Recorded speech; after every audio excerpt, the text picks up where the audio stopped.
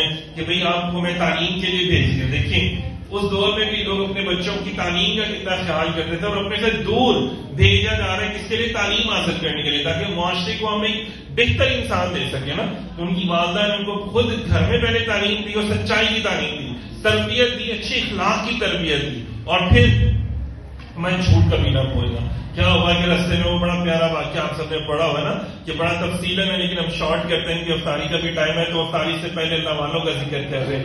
یہ اللہ والے ہیں نا کہ جنہوں نے اپنی زندگیاں دین و اسلام کے لیے وقف کر دی، اور باقاعدہ آگے سے ان کی جو اولادیں ہیں وہ بھی دین اسلام کے لیے وقف ہوئی، انہوں نے بھی دین اسلام کو پھیلایا. اور آج تک دیکھیے قادری سسٹم ہے وہ آج چل رہا، اور پوری دنیا میں یہ صرف یہ نہیں صرف بغداد میں ان کا مزار ہے، تو صرف بغداد میں نہیں، انڈیا، پاکستان میں، عراق میں، ایران میں، پوری دنیا، امریکہ میں بھی ہر جگہ ماشاءاللہ سے حضور کے عاشق، حضور کے غلام قادری جو ہے وہ موجود ہے. ایک چھوٹا سا پیارا سا واقعہ کہ جب چوروں نے ان سے پوچھا کہ تم